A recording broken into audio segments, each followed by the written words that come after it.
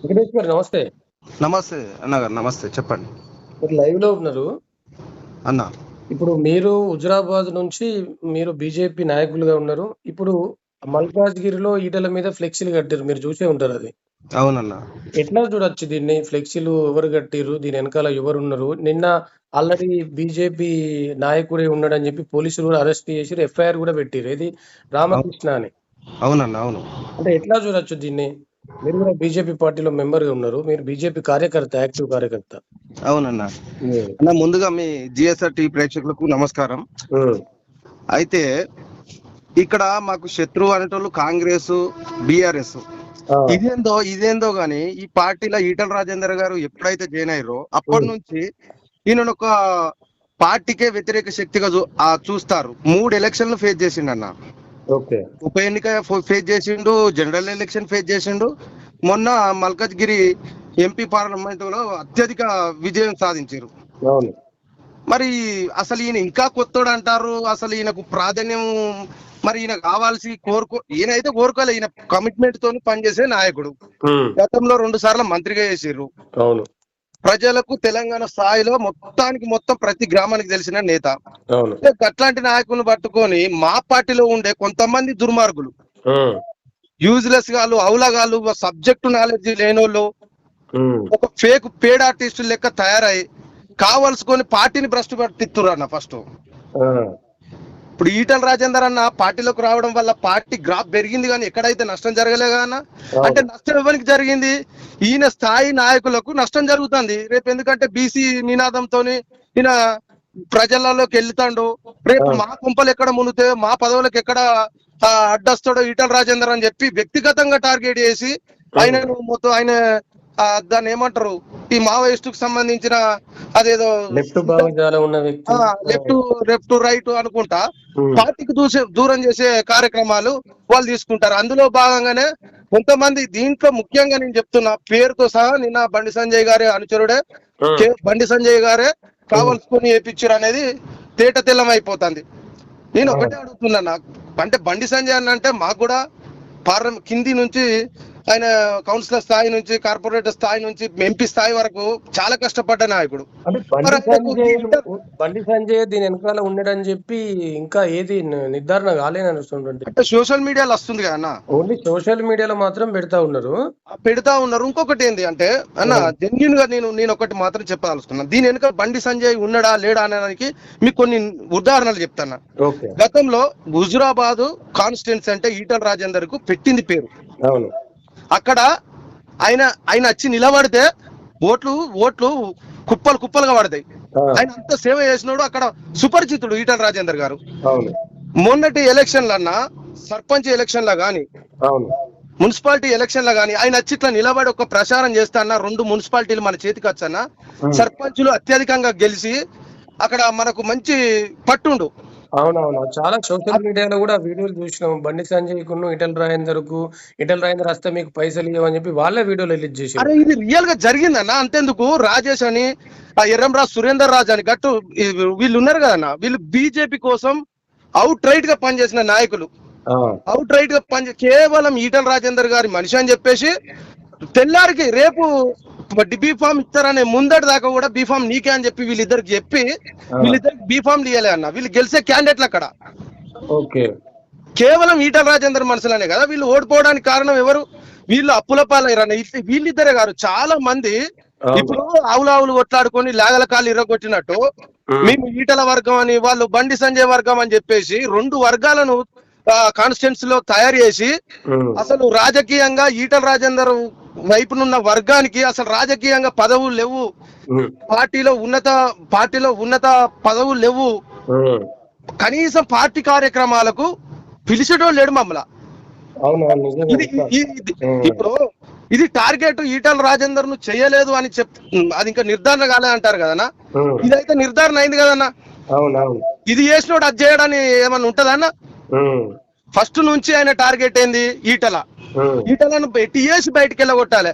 హ్మ్. కొమ్మన లేక నేను పొగబెడుతున్నట్టు. అంతే కదన్నా. ఇప్పుడు హ్మ్. బీఆర్ఎస్ లో గిట్లనే చేసిర్రు. అప్పుడు బీఆర్ఎస్ లో ఏమన్నారు? అరే బీసీ నేత ముఖ్యమంత్రి ఉండాలని చెప్పేసి ఒక సబ్జెక్టు తీసుకొచ్చేసరికి కేసీఆర్ కంట్ల పడ్డాడు. కథం అప్పుడు కథం పట్టించి ఈటల రాజేందర్ వాళ్ళకెళ్ళి ఇళ్ళ కథ ఇల్లు ఈయన కథం పట్టించేటట్టున్నాడు. అంటే ఒక రకంగా సొంత పార్టీ నేతలే ఇప్పుడు బండి సంజయ్ ఉన్ను కౌశిక్ రెడ్డి కావాలని కుట్రలు చేసినప్పుడు సోషల్ మీడియాలో పెద్ద ఎత్తున వైరల్ అయింది.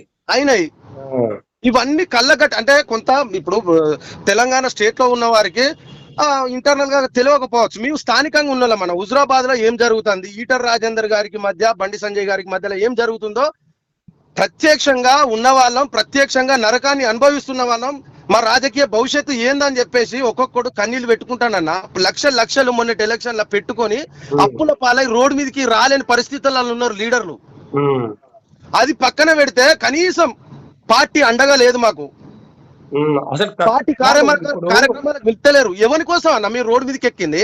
ఎవరి కోసం మేము ఇంత మా భవిష్యత్తును వీళ్ళ కోసం త్యాగాలు చేసి ఇన్ని పోరాటాలు చేసి పార్టీ అధికారంలోకి వస్తానన్నా మేము బాగుపడతామంటే ఈ రాజేందర్ అన్న మీద కుట్రపూరితమైన విధానాలు, విషపూరితమైన కథనాలు చిత్రీకరించుకుంటా మమ్ములను ఒక రకంగా అంటే మానసికంగా మేము మనోవేదనకు గురి అవుతున్నామన్నా. అందరూ బీజేపీ పార్టీ జెండా కిందనే ఉన్నారు. అందరూ బీజేపీ పార్టీ బలోపేతం కోసమే పనిచేస్తున్నాం కదా. మేమైతే మేము కూడా మేము రాజేందర్ అన్న పార్టీలో జాయిన్ అయినాక మేము కూడా 100కు 200% బరిగీసి కొట్లాడుతున్నాం మన ప్రభుత్వం రావాలని చెప్పి.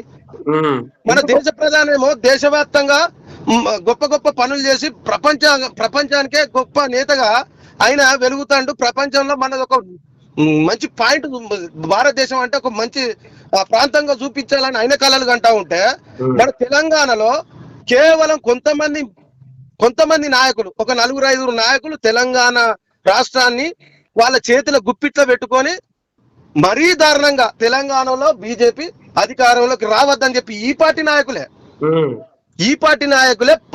ఇప్పుడు అధికారంలోకి వస్తే వాళ్ళు ఎక్కడో ఉంటారు. వాళ్ళకు ఆ స్థాయి అది ఉంటది కదా, ఆ స్థాయిలో అంత నాయకత్వం అంతా ఉండదు కావచ్చు, మమ్మల్ని దూరం పెడతారు కావచ్చు అని ఒక అపోహ. అందుకే ఇదంతా చేస్తా ఉన్నాను అనుకోవచ్చా? 100% అన్న. దీని వెనుక అదే కుట్ర. ఈటల రాజేందర్ అంటాడు బీసీ సామాజిక వర్గానికి చెందిన నేత.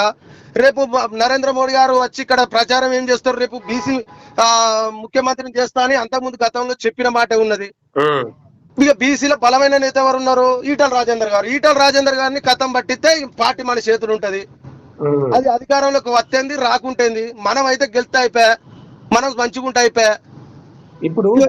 ఇప్పుడు ఫ్లెక్సీలు పెట్టింది సొంత పార్టీ నేతలే. కనీసం ఇక్కడ అధిష్టానం బీజేపీ చీఫ్ గా రామచంద్రరావు గాని పైన ఉన్న నేతలు గాని ఎందుకు యాక్షన్ తీసుకుంటది వీళ్ళ మీద? మరి అయితే ఇప్పుడు నేను అదే చెప్తున్నా. ఇది ఎవడైతే ఫ్లెక్సీలు కట్టిండో ఆ రామకృష్ణ అనేటోని పార్టీ నుంచి సస్పెండ్ చేసిర్రు. వారి మీద లీగల్ గా కేసులు అయినాయి. పూర్తిగా మనం బండి సంజయ్ అని నిర్ధారణ కాలేదు. అది ఇంటర్నల్ గా మొత్తం తెలంగాణ సాక్షిగా అందరికి తెలిసిన విషయమే కానీ అది పూర్తిగా నిర్ధారణ కాలేదు కాబట్టి దాన్ని అక్కడ హోల్లో పెట్టిర్రు. ఎవరైతే యాక్షన్ తీసుకున్నారో వారి మీద ఖచ్చితంగా పార్టీ నుంచి సస్పెన్షన్ వచ్చింది. అది పార్టీ నుంచి సస్పెండ్ చేసిర్రు, కేసులు అయినాయి వారి మీద. అయితే ఈ చిన్న వాళ్ళు ఇప్పుడు చెప్తే చేసిన వాని ఇదే ఇక్కడ ఏం జరుగుతుంది అంటే ఉన్నతమైన నాయకుడు ఆయన చెప్పి ఆయన మీరు కానీరు అని చెప్తాడు, వాడు వచ్చి కట్టిండు.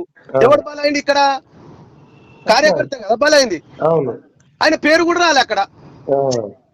చేసింది ఎవడనేది ప్రపంచానికి మన తెలంగాణ రాష్ట్రానికి మొత్తం తెలుసు. కానీ బలైనోడు ఎవడు? చేసినోడు బలైండు.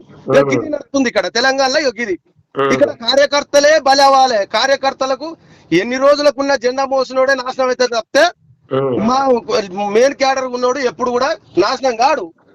దీని మీద ఈటలు కూడా స్పందించాలి కదా, ఏదో ఒక నిర్ణయం తీసుకోవాలి. తప్పకుండా స్పందిస్తాడు. ఇప్పుడు కొత్త కాదు కదా ఇష్యూలు. ఈటల రాజేందర్ ఎప్పుడైతే బీజేపీలో జాయిన్ అయ్యిండో అప్పటి నుంచి కూడా కుట్రలు జరుగుతా ఉన్నాయి కదా. కుట్రలు జరుగుతున్నాయి అన్న. దీని మీద కూడా సారు ఒక రెఫరెండం ఇయ్యనికి ఢిల్లీకి ప్రిపేర్ అవుతుండో. దీన్ని అంత ఈజీగా తీసుకోమన్నా మేము కూడా. దీన్ని కూడా మేము అంత ఈజీగా తీసుకోము. ఒకవేళ రామకృష్ణ గారు జైలు నుంచి వచ్చినాక కూడా ఆయన నిడిచిపెట్టే ప్రసక్తి లేదు. మేము ఈటల రాజేందర్ మనుషులుగా గతంలో తెలంగాణ ఉద్యమం నాటి నుంచి మాకు ఉద్యమ పోరాట ప్రతిమ తెలుసు. ఎవరిని ఏం చేయాలో కూడా తెలుసు మాకు. అసలు నిజాలు బయటికి రావాలి కదా. నిజాలు రావాలి. అందుకే ఇప్పుడు నిజాలు అన్నిటి వస్తాయన్నా.